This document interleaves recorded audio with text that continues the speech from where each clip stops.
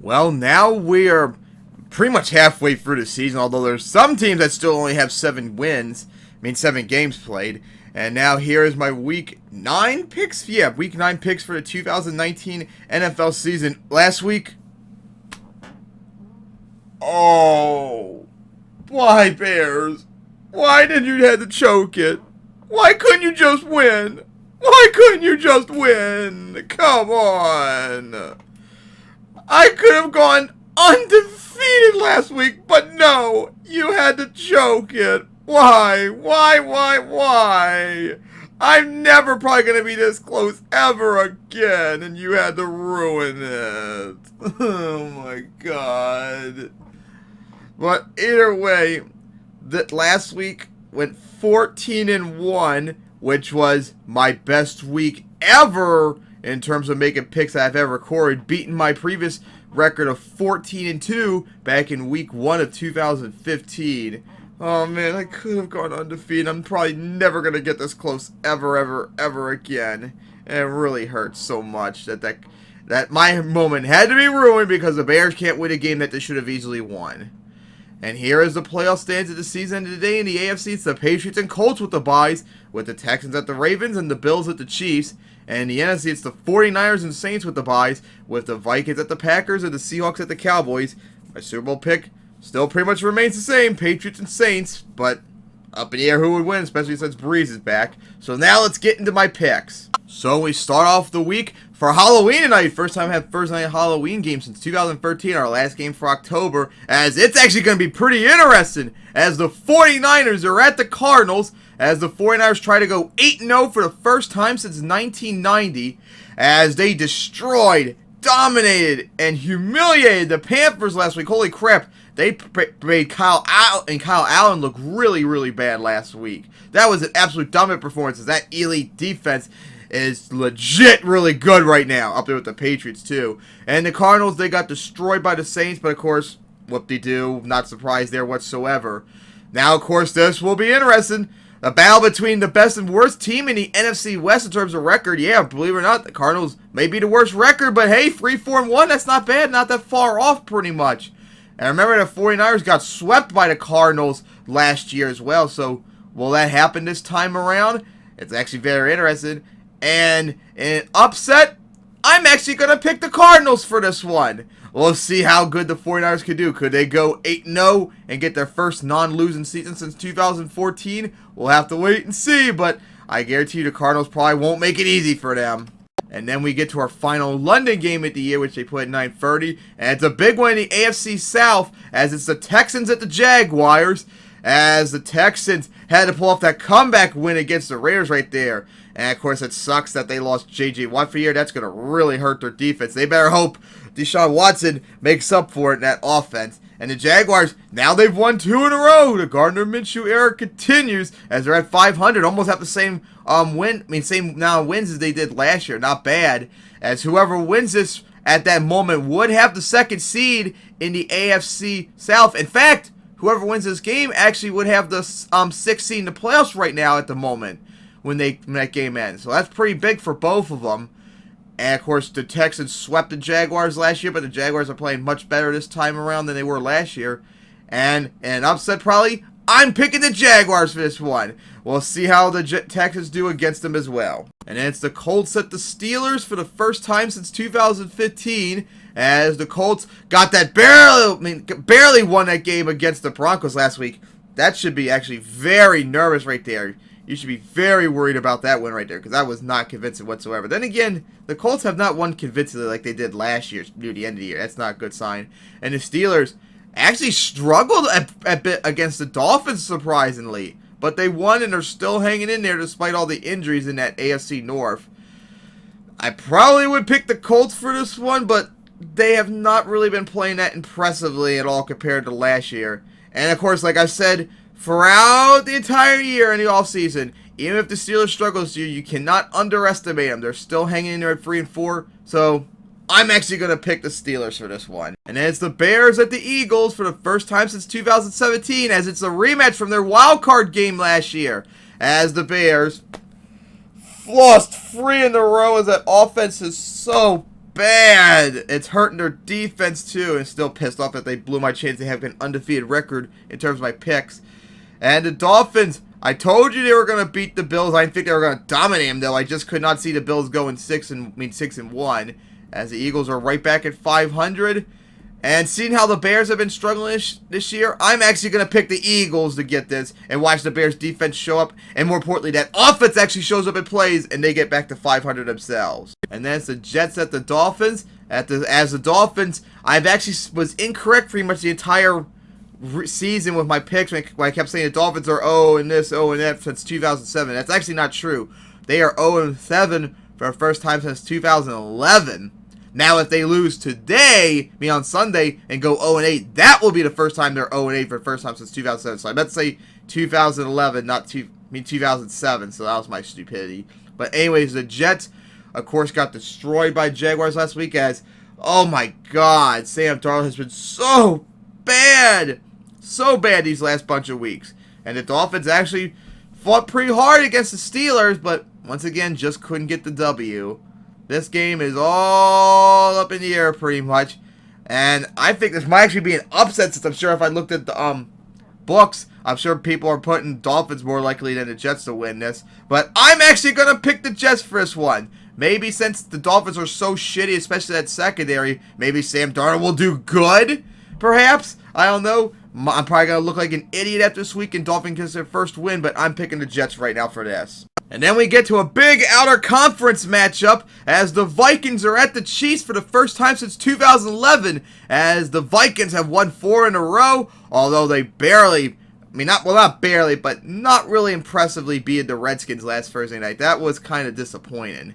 But hey, they still won 4 in a row and hanging, right there in the playoff mix in the NFC. Meanwhile, the Chiefs got beaten by the Packers last week, but then again, when you didn't have Patrick Mahomes, not really that much of a surprise. At least they played hard and didn't lose by much. As yikes, the Chiefs have now have gone 1-3 after starting off 4-0. That is definitely not good. They should be very worried right there. But thankfully for them, Mahomes is starting this week. Something's got to break for these two teams. The Vikings cannot win 5 in a row. I just can't see that. And the Chiefs, they really badly, even if they still have quite a big lead in the AFC West, they still can't go 5-4. They have to win this. This is very important for them, especially to have any shot at making home field, first round bye in the AFC South, AFC playoffs. I'm picking the Chiefs for this one. And then another big outer conference matchup, as the Titans are at the Panthers for the first time since 2011, as the Titans won 2 in a row after starting Ryan Tannehill. That offense actually is clicking a lot better than it was with Marcus Mariota, so it looks like they made the right decision to have him starting over him. And the Panthers finally had their 4-game winning streak ended in crushing fashion, as Kyle Allen looked really, really bad. I guess he's still starting this week. It's like I looked up Pro Football Reference and said Cam Newton is not practicing at all this week. So I guess Cam cannot play yet, but if he can play, I still say they need to stick with Kyle Allen right now. Until he starts shitting the bed and the Panthers start losing a bunch of games, stick with him all the way until then. And I'm going to pick the Panthers for this one, but don't underestimate the Titans. They've now won 2 in a row and back at 500. And of course, we know how inconsistent they are. And the Panthers, of course, you can't fully trust them after that dominant performance they suffered against the 49ers, but I'm going to pick the Panthers still for this one. And then it's the Redskins at the Bills for the first time since 2011. And technically, first time since 2003, since their last game in 2011. That was in Toronto, remember. As the Redskins, they played a solid performance against the Vikings, especially defensively, but they just could not get the win. And I have no idea if Case Keenum is starting because he suffered a concussion last week. Probably not, since they're so anti-concussions at all costs, pretty much. So I would hope Dwayne Haskins starts, because I've been saying from like week 1 they should have freaking started him. And God, he has been so bad this year, but maybe if he practices and actually gets to start, maybe he'll play much better. But it's going to be a tough task for him as they're going up against that elite Bills defense. And speaking of the Bills, they got dominated by the Eagles last week. No surprise whatsoever. I expect they were going to get dominated, but I did think they were going to lose. I just could not see them going 6-1. But of course, the Redskins are so bad. Bills are at home right now. I'm picking the Bills for this one. And then we get to our 4 p.m. games. Start off with the Buccaneers at the Seahawks for the first time since 2013. As the Buccaneers, Oh boy, looking really, really, really bad. I bet they kind of wish they had a better QB, backup QB, so they could do the same thing to Winston like the Titans did with Mariota, because he has looked really, really, really bad these last bunch of weeks, thrown so many turnovers. And the Seahawks, they beat the Falcons barely, believe it or not. They were up like, what was it, like 27-3 at one point, but then they almost let the Falcons make the comeback, so that should be a little bit worrisome for them. Because the Seahawks, other than that victory against the Cardinals, have not won convincingly. They're like a really shaky 6-2 team, I must say. I would be very worried about them. And remember, last time they hosted the Buccaneers, they had to pull off a comeback on them. That was back when they were 0-8 and the Seahawks had their Super Bowl run. So, yeah. I would not underestimate the Buccaneers for this one, but I'm still going to pick the Panthers for this. And because I'm a freaking idiot, I said the Panthers instead of the Seahawks. I'm picking the Seahawks to win that one, I mean to say. And then we get to another big out-of-conference matchup, as the Lions are at the Raiders for the first time since 2011, as the Lions had a really good offensive performance against the Giants last week. And that looked really good, and they're hanging in there. 500 right now. Looking solid after 7 weeks, but you're going to need a lot more than that to have any shot at making the playoffs at this very loaded NFC side of the league. Meanwhile, the Raiders, they've now lost 2 in a row, but they had a really good performance against the Lions last week, but they just could not prevent the comeback from happening. As this is a really crucial game for both these teams. Lions need to win to keep up in that loaded NFC playoffs, and the Raiders need to win to keep up with the Chiefs, as they're right now the only team to beat the Chiefs in the AFC side of the playoffs and to catch up in the AFC playoff bracket too. And I'm actually going to pick the Raiders to get this one, but watch the Lions actually get it still, because the Raiders have struggled these last 2 weeks. And as the Packers at the Chargers for the first time since 2011, as the Packers got that victory against the Chiefs last week, which I wasn't really surprised about. I don't think anyone was surprised about. And the Chargers beat the Bears. Got really lucky because the Bears absolutely choked it, and the Chargers were so bad last week. They really should not have won that one at all.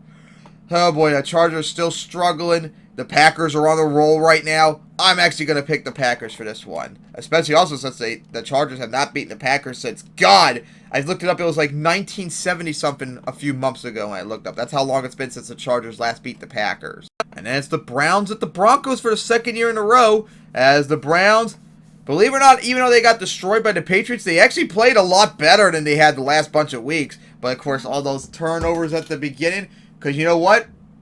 If I remember correctly, they allowed 14 points or whatever it was off of turnovers for the Patriots. So if they took those turnovers away, the game would have been a lot closer than that. And maybe they could have pulled off an upset, but that's what happens when he blows free turnovers.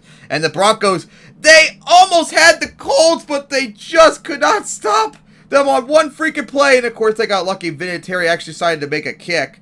Oh boy, that's a close one. Of course, Flacco is likely not playing these next bunch of weeks. I have no idea if Drew Lock's coming back or not. So who knows who's going to be starting for the Broncos this week. Of course, the Browns beat the Broncos last year. Remember the defensive struggle.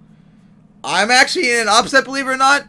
I'm actually going to pick the Browns for this one. But yeah, I know Baker Mayfield and that offense been so bad this year. And the Browns offense, defense has played a lot better these last few weeks. So I'm probably thinking like, even without Flacco, maybe the Broncos would actually pull off a defensive struggle. But I'm actually going to pick the Browns for this one. Watch the Broncos actually win and make me look like an idiot. And then we get to Sunday night, a huge matchup, as the Patriots are at the Ravens for the first time since 2013, as the Patriots try to go 9-0 for the first time since 2015, and try and get the first winning record of this year, as they beat the Browns. Although they kind of were shaky at some points, if it wasn't for those turnovers that the Browns did, maybe they wouldn't have been in the best situation they could be. And of course, the Ravens off their bye after they dominated the Seahawks 2 weeks ago. That was really incredible performance they did. Now, of course, this is a big rivalry between these last 10 years. And the Ravens have actually played the Patriots really well, remember, when they're in good shape. Now, of course, remember, last time they hosted the Patriots destroyed them 41-7 or something like that. But who knows if that's going to be the case.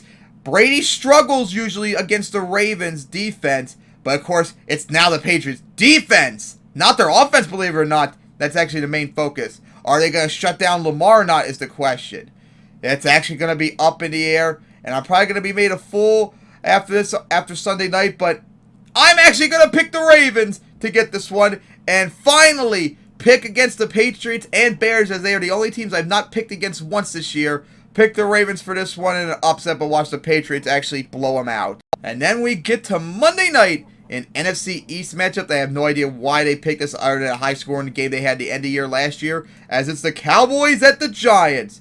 As the Cowboys were on their bye after they destroyed the Eagles last Sunday night, so they finally ended their 3-game losing streak, but I still think they're overrated, and I still don't think you should trust them. And the Giants, they lost 4 in a row, and yikes.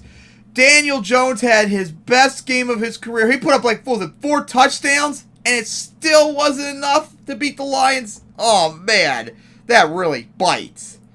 Oh, jeez. Now, of course, the Giants should not be underestimated by the Giants. The Cowboys should not underestimate the Giants, especially since they almost did beat them last year. And I still think overall the Giants are better than they were last year right now. And the Cowboys, I think, are overrated, even though they are dominant against terrible teams, except the Jets, of course. I can't really fully trust them, but I'm going to still pick the Cowboys for this one, but I will not be surprised whatsoever if the Giants show up and actually beat them. I will not be surprised at all. So those are my picks for Week 9. I can't wait for 49ers at Cardinals tonight for Halloween, and I cannot wait for my picks, Week 10 next time out. Oh boy, that's going to be